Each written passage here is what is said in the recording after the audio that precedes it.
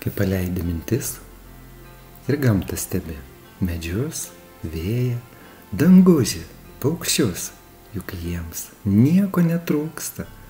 Jau ir taip viskas yra ir nieko taisyti ir pagražinti nereikia. Nei debesų, nei vėjo, nei medžių, nei paukščių. Tiesiog viskas yra. Taip šventa ir gera tai būti. Kai niekam nieko netrūksta, būty, esaty, atradus save, ištirpus gamtoj, juk ji tavo kūnas didysis, šventasis, brangusis, mielasis. Ar galėtų gyventi be jo?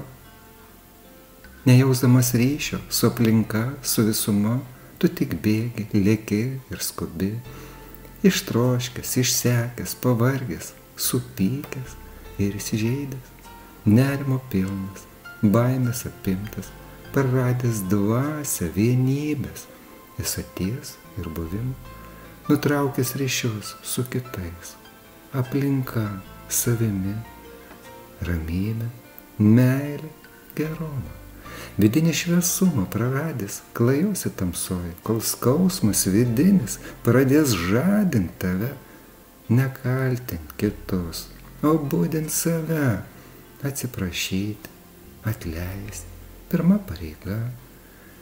Šviesus jausmai rodys tau kelią, vidinį pasaulį augins ir jungs tave su gyvybės dvasia, su vienovės dvasia, švento ryšio dvasia ir atlėpis gims viduje.